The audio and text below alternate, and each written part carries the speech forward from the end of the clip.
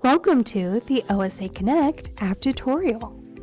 In this video, we will walk you through the electronic signature function to sign contracts for local public bodies, tiers 1 through 6, and all other agencies. If you are a state agency and your contract needs GSD approval, please watch our video for state agencies needing GSD approval. Let's get started. First, navigate to the View Contracts Forms page. Locate your contract with an approved status. In the Action column, there is a link that reads eSign. Click that link to begin. In the pop-up window, click the light blue eSignature button. After clicking the eSignature button, you will be directed to a pop-up where you can preview the contract. At the bottom of the page, you will see the signature boxes. Once you have reviewed the contract, click the e-signature agreement box. In the name box, type your first and last name.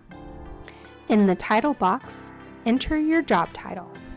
Once that has been completed, click the light blue Submit button to complete your signature.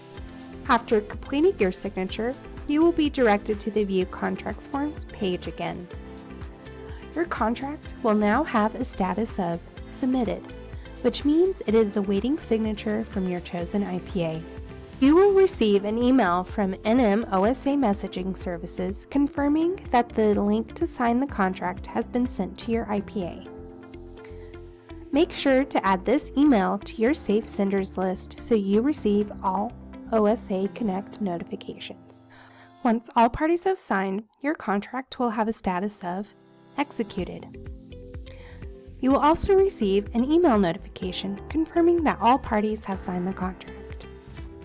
To view your signed and executed contract, from the View Contracts Forms page, click the contract link in the Action column. From here, you can see the signatures and the signature date, as well as print the contract for your records. And there you have it. Signing your contracts is quick and easy with OSA Connect. If you need further assistance, please feel free to email our help desk at helpdesk@osa.nm.gov. Thank you for watching.